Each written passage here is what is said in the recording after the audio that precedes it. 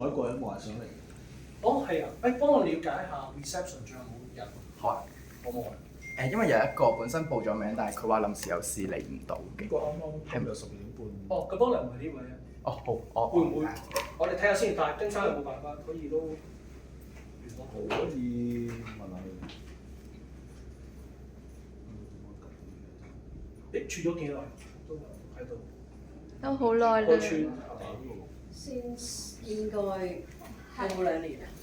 年半啦。係啊。廿一 J 啊嘛。Hello，小心電記得人哋嗰個。請坐，後邊坐得就會應該輸。係你好啊，你好。廿一 J， 佢應該係舊年年頭4月到嘅。咪個年半咯。係啊，應該係舊年年頭4月。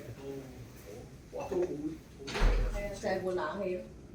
哦，收到，我知啦。痛苦嘅。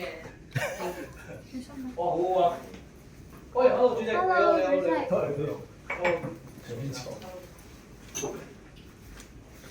明哥。喂，你好，我知啊。隨便坐。問香對鞋。幫手擺好少少位啊。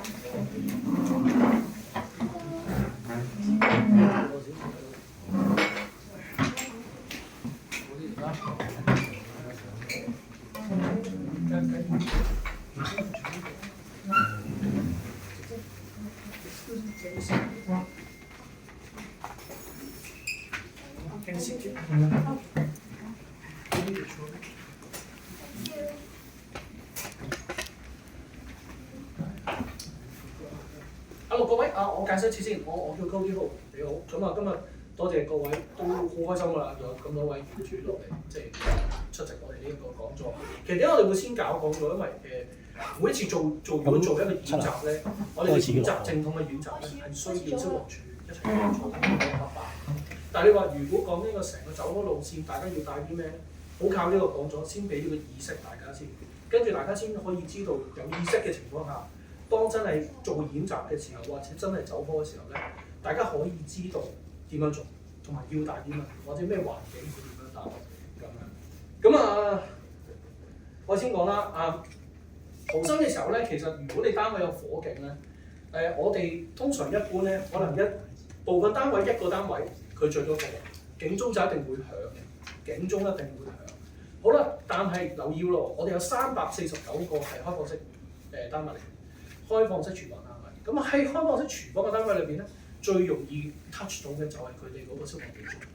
咁好啦，其他就係有啲冇開放式廚房單位咧，其實佢係冇呢個消防鐘嘅喺呢個單位入邊。咁佢點樣咧？就係啲煙去到我哋嘅走廊，先會感應到呢個火警發生，或者你單位可能燒燶嘢、煲着咗啲嘢咁樣嘅情況下。咁所以其實當可能呢個情況出現咧，大家第一步要做，真係萬一有火警。應該第一步嘅就係出去走廊撳咗個 break gas 佢先，出邊有一個撳手掣，撳都得㗎啦，唔緊要嘅。如果你發現都有火警 ，OK。但係如果你見到一個係懷疑火警，你可以先致電我哋嘅客戶服務處，一陣會有電話嘅。咁啊，成個今日嘅流程咧，我都會拍片嘅。拍完片之後咧，我會將呢段嘅片咧，同今日呢個講座咧，放上我哋個 APP 度，屋苑嘅 Apps 度。好啦，我哋要做嘅就係當發現火警或者見到火警，啟動咗我哋個火警嗰個撳手掣，然後其實都可以同步打999嘅。喺時間響起嘅時候，其實就係呢個電話啦，可以大家致電我哋嘅電話22670278，或者intercom， 你單位有個 intercom 嘅，即刻撳掣，會直接打到去我哋座頭大堂嘅同事度。呢兩個係最快捷嘅方法，但係好多時就係當火警一響咧，留意咯喎。呢個電話係好忙嘅，好繁忙，大家就可能未必打通。唔係我哋唔聽，係好多電話落出去。所以其實大家一發現都係999同埋撳手掣，呢個係最重要嘅。而喺單位裏邊咧，大家要了解啦，評估當時個火勢一定要。如果你要決定留喺個單位，留意咯喎，閂大門一定要閂大門 ，OK， 一定要閂大門。如果你發覺屋企你唔好打開大門 ，OK， 但係如果你單位火燭，你應該要離開你嘅單位先，呢個係必須。但係如果你發覺啲煙同火喺出邊，一定要閂大門。好啦，然後喺屋裏邊打999，通知咗你被困嘅位置。同時間除咗你打999，記得你都通知我哋嘅同事。我哋一定會記錄你嘅地方、你嘅地點、兩個樣嘢，就係頭先講2670-278或者 intercom， 你單個 intercom 通知我哋座頭同事，我哋會記錄你哋嘅資料嘅。好啦，呢個要留意就係喺窗口嘅時候，真係萬一火警，記得要揾啲淺色啲、白色最好，唔好揾深色，淺色啲，最好白色去養啦。咁所以你個 intercom 都係重要嘅，我哋有個好處就係可以通知同聯絡到我哋，入邊係一個 SOS 嘅掣嚟。當 SOS 個掣一着咗，其實你度撳一着咗，我哋就知道你個單位係需要協助幫手。我哋曾經有啲單位唔係火燭，唔係火警，個客撳 SOS， 我哋都上去即刻幫手，係幫到個客。咁所以其實 SOS 個掣咧，亦都省緊咗你撳 intercom speaker 仲快咗嘅。但係當然不要濫用啦。好啦，喺你成個過程裏面咧，記得要帶三寶啦。一陣我會講邊三寶，其實呢度有嘅。然後咧，發覺走廊有冇煙啦，迅速離開單位啦。如果冇煙，建議大家迅速離開單位。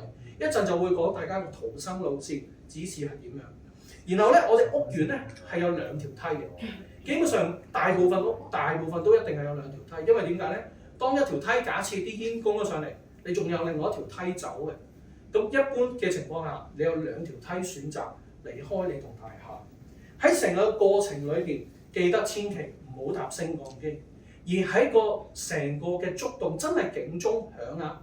所有嘅 lift 警鐘響，走廊嘅警鐘響，所有嘅升降機係用唔到嘅，我哋會將佢跌晒落地下，成個消防系統係會將佢所有 lift 升降去到地下地面，就係避免大家去使用同埋方便，確保大家安全。呢個就係逃生三寶啦。其實喺我哋嘅走火嘅告示入邊，同埋我哋嗰個逃生路線咧，我哋都有特別明確地講呢三寶嘅：濕毛巾、手提電話同埋門匙。好啦，呢一個咧就係大家各座咧嘅 QR code。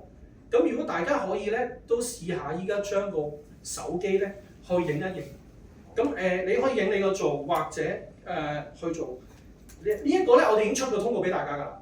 大家見到我近排出咗2張通告啊，連續都有提及呢一個 code 嘅。呢一個咧係我哋公司新為大家去做嘅，就係咩咧？一個 AR 模擬嘅緊急走火路線。當你撳咗入去之後咧，個電話咧就會係咁嘅。然後你撳 play， 入到去真係你個樓層咁嘅。咁我哋咧就要睇啦，寫得好清晰嘅。我哋都會提大家要帶逃生三寶。喺成個電話你見到㗎啦。如果你撳個 QR code， 好啦，就好似大家以前睇樓咁啊，即係撳入去你嘅位置，你就會睇到第一個樓梯喺邊度，然後撳落去，沿住個樓梯一路落，再落到地下，去到平台嘅應該。我哋成個逃生路線係去到平台嘅，大家大廈嘅屋苑所有我哋去落到平台，1、2座都係平台，地下平台。好啦，落到去平台之後，大家要跟呢個情況一路跟住經過1樓平台，然後落翻地下。去到地下嘅時候，你會落到嚟呢度啦。呢個因為係3座嚟嘅，就一路沿住出大門。出完大門之後咧，係轉右，我哋有個集合點嘅。呢個消防集合點咧，我哋根據消防處同佢商討咗，呢一個就係我哋嘅消防集合點啦。而上一年嘅就係呢個位，即係近樓下商鋪對住嘅嗰個裝飾品度。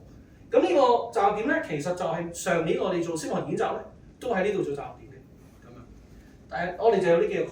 好啦，我哋喺成個火警演習啦，每一年我哋同事都會做火警演習嘅。呢個係2024年。我哋模擬嘅情況下做一個火警演習，同事會模擬點樣去做？樓梯間會發生有火舌或者有燒着咗嘅紙皮，我哋會做。然後呢個就係上年25年啦，今年25年年初我哋做嘅消防演習，我哋嘅同事會有牌，即時會話俾大家知成個路線點行，去到我哋頭先講嘅集合點去集合，我哋會點名嘅，我哋要對名嘅。所以今次我哋就今次咁嚴重嘅火災發生咧，我哋刻意出咗一張更新業務資料嘅告示，大家可以隨時將你相關嘅資料更新俾我哋，好讓我哋知道即刻聯絡邊位緊急人士，或者一啲需要照顧年老啲長者特別要照顧嘅人士，俾咗我哋記錄，我哋已經喺尋日分咗應該27號記錄，27號我哋已經即刻分咗一隊嘅同事。當如果有緊急事故，我哋嘅同事呢一隊嘅同事係會即刻聯絡嗰一推行咁啊。好啦，咁成個見到啦，呢、個就係消防員啦。我哋啲客一齊見到去試啲我哋嘅滅火筒啦咁樣。好啦，滅火筒咧成哥你講唔講？你講啊。OK 好啦，滅火筒咁樣啦。我哋其實主要咧，我哋屋苑咧係有3種嘅